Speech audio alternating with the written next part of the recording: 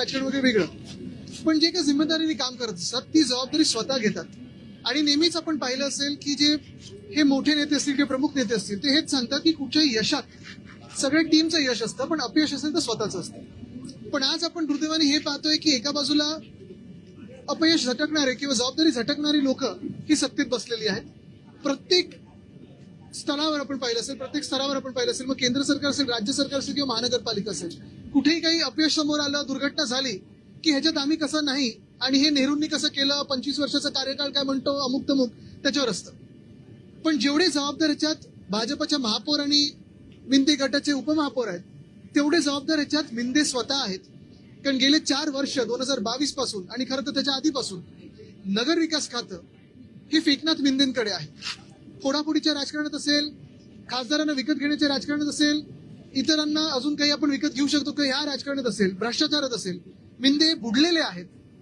पण जर तुम्ही पाहिलं तर जबाबदारी कुठच्याही शहराची किंवा त्यांच्या खात्याची स्वतः घेत नाहीत ना, उत्तर द्यायला सक्षम आहेत आणि कुठची जबाबदारी घेऊ शकत नाही.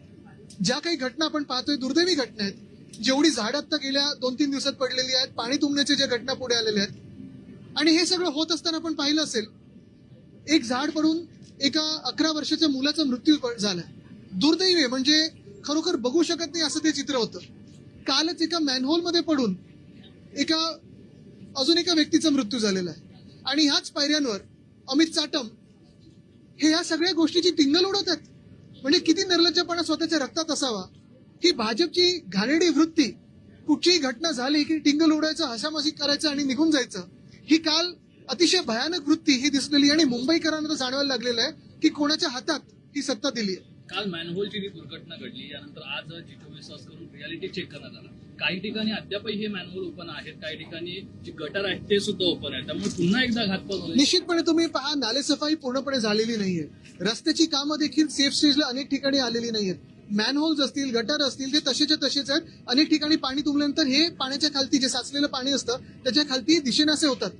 आणि मग असं झाल्यानंतर कोण ना कोण पडते. परवा महापौरांच्या समोर जेव्हा कोणतरी पडलं तेव्हा महापौरांनी त्याच व्यक्तीवर चौकशी लावली आहे, महानगरपालिकेच्या कर्मचाऱ्यांवर.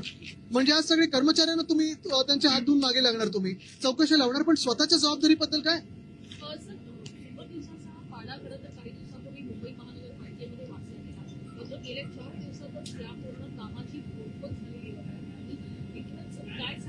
शंभर दिवसात फक्त 100 खोके प्रत्येक खात्यात घ्यायचे एवढं त्यांनी ठरवलेलं आहे. पण पोलखोल म्हणजे आपण पाहिलं असेल हे मुंबईकरांचे हाल. आणि मग काल अमित चाटम यांनी केलेली मुंबईकरांची टिंगल आणि जे 2 व्यक्ती गेल्या त्यांची टिंगल जी केली ही अतिशय भयानक आहे. खरं तर कालच त्यांना पदावरनं हकालपट्टी त्यांची झाली पाहिजे होती, पण भाजप आहे अशाच लोकांना प्रमोट करत राहणार. सर, खरं तर आज मुंबईचे अनेक प्रश्न होते, मात्र तुम्ही आलेल्या महिन्यात मंत्री उपस्थित नव्हते. अनेक वेळा तुम्ही सभागृहात हा मुद्दा उपस्थित केलाय, सभात्याग केलाय मुद्द्यावर, मात्र तरीही मंत्री उपस्थित नव्हते. किंबहुना उदय सामंत आज चिडल्याने तेच बोलले की मी एकट्याने ठेका घेतलाय का लवकर याचा, इतर मंत्री का लवकर येत नाही. निश्चितपणे आज तर मी इथे आलेलं सांगितलं की इथे आपण पत्रकार सगळे हे आज पूर्ण सत्ताधारी पक्ष आणि मंत्री सगळे जे असतात त्यांच्यापेक्षा जास्ती संख्या आहे. तसं पाहायला गेलं तर विधिमंडळात एकमेव काम सगळ्यांचं असतं, ते म्हणजे मंत्र्यांनी तिथे बसून सगळ्या बाजूचे जे आमदार बोलतात, मग आम्ही असो किंवा सत्ताधारी असो, त्यांचे पण आमदार आहेतच ना, त्यांचे पण लोकप्रतिनिधी आहेत, त्यांचे पण लोक जनतेतून निवडून आलेत किंवा निवडणूक आयोगाच्या आशीर्वादाने निवडून आलेत. तर त्यांचे जे विषय असतील, मग निवडणूक आयोगाचे विषय असतील किंवा जनतेचे विषय असतील, हे ऐकून घेण्यासाठी त्याच्यावर पुढे कारवाई करण्यासाठी मंत्री तर असायला पाहिजेत. पण काही विचारलं की सांगतात सामूहिक जबाबदारी. मग एकाच मंत्र्याकडे सगळी जबाबदारी द्या, बाकीचे कशाला तुम्ही गाड्या आणि बंगले घेऊन फिरताय? नगरविकास खातं ज्यांच्याकडे आहे ते स्वतः मंत्री गेले 2 दिवसांपासून अधिवेशनात नाहीये. झाड पडलं, एक मुलगाचा मृत्यू झाला, मॅनहोलमध्ये एक माणूस पडला, मात्र अजूनही निवेदन नगरविकास काय सगळं काही दरेगावमध्ये बसून टाचणे मारून होत नाही हे त्यांना आता कळलं पाहिजे. ठीक आहे, मुख्यमंत्री पदाच्या मागे लागलेले आहेत, ऑपरेशन देवेंद्र फडणवीस करत आहेत, खासदार विकत घेत आहेत, पण जी त्यांची मुख्य जबाबदारी आहे ती पहिली जबाबदारी म्हणजे जनतेला उत्तर देणं, लोकप्रतिनिधींना उत्तर देणं ह्या विधिमंडळात बसून, आणि तिसरं म्हणजे ज्या महानगरपालिका त्यांच्या अखत्यारीत येतात किंवा त्यांच्या खात्याच्या अखत्यारीत येतात, खातं म्हणजे पैसे खाणं नाही, काम करणं असतं, ते त्यांनी समजून घेतलं पाहिजे. मुंबईमध्ये जे मॅनहोल दुर्घटना झालेली आहे याबद्दल अश्विनी भिडे यांचा राजीनामा मागितला जातोय, मात्र इकडे या संदर्भातली फेअर अँड फेअर चौकशी व्हावी आणि अश्विनी भिडे यांचा राजीनामा घेऊन फक्त आणि फक्त अश्विनी भिडे यांचं नाही तर नगर विकास मंत्र्यांनी दिलं पाहिजे. कारण नगर विकास खातं नगर विकास मंत्र्यांकडे असतं, ते पाठबळ त्यांनी त्या महानगरपालिकेला दिलं पाहिजे. महापौर आता बसलेले आहेत, त्यांचा का नाही राजीनामा घ्यायचा, उपमहापौरांचा का नाही राजीनामा घ्यायचा. जर तुम्ही पाहिलं असेल गेले 2-3 वर्षापूर्वी म्हणजे हे निवडणुका व्हायच्या पूर्वी जे घटनाबाह्य मुख्यमंत्री मिंदे हे फिरत होते ग्रीन कार्पेट घालून नालेसफाई करत होते. आता कुठे गेले ते ग्रीन कार्पेट? आता कुठे गेलं हे सगळं शोबाजी तुमची? आम्ही 25 वर्षाचं तुम्ही पाहिलं असेल, प्रत्येक पावसाच्या पूर्वी मान्सून पूर्वीच्या बैठका घ्यायचो. कुठे पाणी साचू शकतं, कुठे पंप लावले पाहिजेत, कुठे काय काम झालं पाहिजे, आणि नसेल तर ती जबाबदारी देखील आम्ही घ्यायचो. असं पळायचो नाही आम्ही. हायकोर्टामध्ये सरकार विरोधात घोषणाबाजी करणाऱ्यांना एक केस चालू होती. याबद्दल न्यायाधीशांनी वक्तव्य केलेलं आहे की भाजप ही भ्रष्टाचार मुक्त करण्याची मशीन आहे. बरेच स्टेटमेंट अशा न्यायाधीशांमुळे जे बिनधास्तपणे बोलतात त्यांना खरोखर सलाम, कारण त्यांच्याचमुळे ही लोकशाही थोडीफार काही टिकून राहू शकते. एकनाथ शिंदे यांच्या शिवसेनेत निवडणूक होणार आहे. 2003 नंतर ते म्हणतात की आमच्याकडे निवडणूक होणार आहे. स्वतः एकनाथ शिंदे जे मुख्य नेते आहेत ते देखील या निवडणुकीला सामोरं काय मिंदे गटात काही होऊ शकतं. पैसे दिले जातील, चांगले अनेक अपक्ष पण उभे राहतील, पैसे खातील, गप्प बसतील. मिंदे गटाचं ही काही सर्कस चाललेली आहे ना, ती सर्कस तशीच राहू द्या. पण जे काही काम करायचंय ते काम आपण त्यांच्या हातून कधीच करू शकणार नाही, कारण ते अकार्यक्षम आहे, ते त्यांना पण माहिती आहे. उद्धव ठाकरे यांनी देखील केलेलं आहे की रामाच्या निमित्तानं माती जी आहे ती ठिकाणी केली आहे. त्यांचं असं म्हणणं आहे 2019 नंतर हिंदुत्व हे ठाकरेंनी का सोडलं? मला वाटतं आम्ही 2018 मध्ये अनेक वर्षानंतर जिथे भाजप हा अयोध्येचं राम मंदिर बद्दल पूर्ण प्रश्न विषय विसरून गेलो होतं, 2018 मध्ये आम्ही पहिलं गेलो आणि तिथे घोषणा दिली, पहिले मंदिर फिर सरकार. भाजपाला आठवण करून दिली. तेव्हा आम्ही इथे छत्रपती शिवरायांची पावनभूमी शिवनेरी त्या किल्ल्यावरनं माती घेऊन गेलो होतो अयोध्येला, एक भावना म्हणून, मनात एक विचार घेऊन की इथून जेव्हा छत्रपती शिवरायांची च्या भूमीतून जेव्हा माती तिथे जाईल, मुठभर माती जरी असली तरी ते मंदिर बनून राहील. तसंच बरोबर एका वर्षानंतर आपल्याला माहितीये सुप्रीम कोर्टाने निकाल दिला रामलल्लाच्या मंदिरासाठी. भाजपने निर्णय घेतला नव्हता. आम्ही सांगत होतो अध्यादेश काढा, कायदा बनवा, पण ते करायला हिंमत नव्हती. सुप्रीम कोर्टातून निर्णय आला आणि त्याच्यानंतर हे राम मंदिर बनलं. 2019 साली जेव्हा उद्धव साहेब मुख्यमंत्री झाले तेव्हा पण पहिली आम्ही जी व्हिजिट केली ती तिथे अयोध्येत राम मंदिराला केली. आमच्यासोबत काँग्रेसचे पण आमदार होते काही. आणि नंतर आपण पाहिलं असेल हे जे काही नवीन मंदिर बनलेलं आहे, तेव्हा तर उद्घाटनाला आम्हाला बोलवलं नव्हतं. आम्ही काळाराम मंदिरला गेलो, तिथे आम्ही आमची आस्था दाखवली.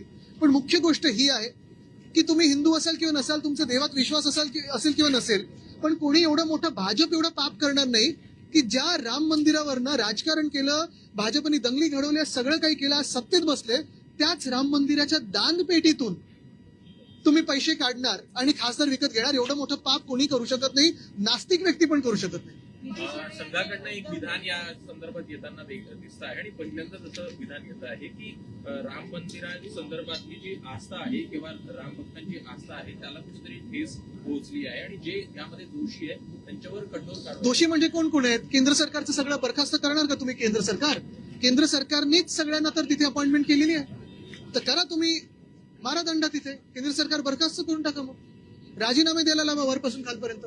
आदित्य जी, दत्तात्रेय हॉस्पिटल की तरफ से ही एक बयान आया है. बयान क्या है मैं पढ़ के बताता हूँ कि राम जन्मभूमि निर्मित में सदियों का जो है संघर्ष है, करोड़ों राम भक्त का समर्पण, त्याग और बलिदान है. राम मंदिर में जो दान पात्र में जमा राशि चोरी हुई वो दुर्भाग्यपूर्ण है और समूचे समाज और राम भक्त की श्रद्धा को आहत पहुंचाता है. इस घटना की कड़ी जांच होनी चाहिए. इस घटना मुझे से लगता है हम पहली बात तो ये है कि बहुत देर आया स्टेटमेंट. दूसरी बात ये है कि अगर कोई दोषी है तो पहली बात जो ट्रस्टी है उनको वहां किसने बिठाया? भाजपा ने तो बिठाया, भाजपा की केंद्र सरकार ने बिठाया है. पहले मंदिर का निर्णय भाजपा ने नहीं लिया. हम तो कह रहे थे अध्यादेश कीजिए, ऑर्डिनेंस निकालिए, कानून लाइए, लेकिन वो करने की हिम्मत नहीं थी. सुप्रीम कोर्ट ने निर्णय दिया कि वहां मंदिर बनाया जाए, उसके बाद मंदिर का निर्माण हुआ है. उसके बाद अगर आप देखें तो जो ट्रस्ट का निर्माण हुआ उस पर भाजपा ने लोग बिठाए हैं. क्या ये जिन्होंने कहा है जी होसबड़े जी ने, वो भाजपा के केंद्र सरकार को बर्खास्त करेंगे? और हम तो अभी आंदोलन करने जा रहे हैं. फिर एक बार जो राम जन्मभूमि का आंदोलन है वैसे ही छेड़ा जाएगा, क्योंकि ये सारे हिंदुओं की भावना का अपमान है कि भाजपा ने दान पेटी से पैसा को चुराया है और आज सांसदों को उसी पैसे से खरीदना चाहते हैं. आदित्य जी, आंदोलन की रूपरेखा क्या होगी? किस तरीके से आंदोलन? हर गांव में जाके हम राम रक्षा आंदोलन करने वाले हैं, क्योंकि राम लल्ला का जो आंदोलन है वो राम लल्ला का रक्षण भाजपा से करे, भाजपा की लुटेरों से करे. आज तुम्हें ये जो चल रहा है जैसे कि महाआरती के ऊपर में उसका उपल हक इस प्रकार का नीतीश राणे जी देखो, कचरे के मैंने पहले ही कहा है, मैं कचरे को जवाब नहीं देता. कचरे की जिम्मेदारी म्युनिसिपल कॉर्पोरेशन की है, वो संभाल लेगी. फिर भी जिस प्रकार से हम कह रहे हैं मतलब कितना योग्य है ये बताइए ना, कितना योग्य है? मैंने एक शब्द से कहा है ना, कचरे को मैं जवाब नहीं देता. बारिश के बाद बधाई सामने आ रही है. वही अहमदाबाद जो वेस्ट हाईवे है वहाँ पर गड्ढे के कारण 2 गाड़ियाँ बिल्कुल, फंसी हुई है। बिल्कुल। और इंफ्रामैन या इंफ्रास्ट्रक्चर को लेकर दावे किए जा रहे हैं, उसको लेकर क्या मैं बहुत सालों से कहते आया हूं कि मुझे आज पिछले 10 सालों में एक नेशनल हाईवे दिखाइए जो पॉटहोल फ्री हो। अभी सिर्फ यही थोड़ा शक है कि उस हाईवे में इथेनॉल का कितना इस्तेमाल किया गया है, उसी पे आप थोड़ा ध्यान दीजिए। आदित्य जी, एक सवाल जोड़ सकती है 100 गाड़ियाँ गड्ढे के कारण पंचर हो रही है। वही तो, वो गड्ढा और रास्ता बनाने में कितना इथेनॉल का इस्तेमाल किया है वो जरा देखिए ना, इथेनॉल है कि नहीं? आदित्य जी, क्योंकि जो मंत्री महोदय है वो अपना काम छोड़ के इथेनॉल बेचने में लगे हुए हैं। एक सवाल स्कूली बच्चों से जुड़ा हुआ है। राज्य सरकार ने ये फैसला लिया है, विजिटिंग एनर्जी ड्रिंक हम पीते हैं और उसमें जो है काफी मात्रा में कैफीन होता है, बच्चों के लिए हानिकारक है। इसके लिए स्कूली दायरे में जो 500 मीटर तक का दायरा है वहाँ पे बेचना जो है वो बिल्कुल। और वैसे ही मैं कहना चाहता हूँ कि जो हमारे हिंदू मंदिर है उनसे भाजपा को भी 500 मीटर की दूरी पे रखिए, क्योंकि नहीं तो सब मंदिर लूटे जाएंगे भाजपा के हाथों।